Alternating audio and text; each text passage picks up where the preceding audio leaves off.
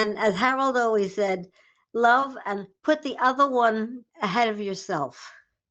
Put your mate, that was always his when people would say, how were you married so long and all this sort of thing. And he'd always say, very simply, put your spouse before yourself. But that was always the thing that he would say.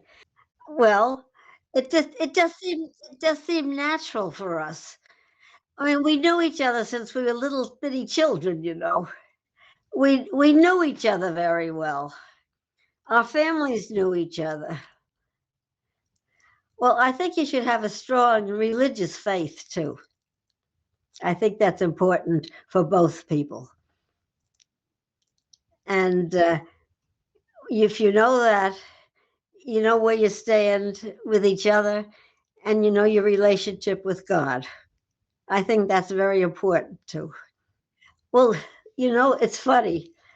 We when we had it, if we just didn't think the same, we would talk about it. We never really had fights.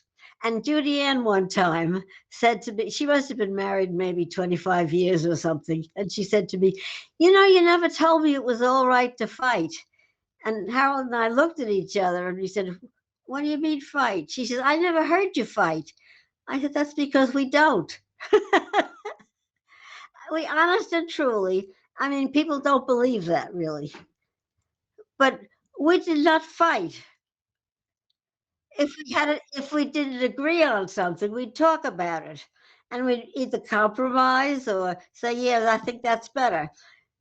You know, so it's maybe because we had so many problems. The problem of the war and so forth.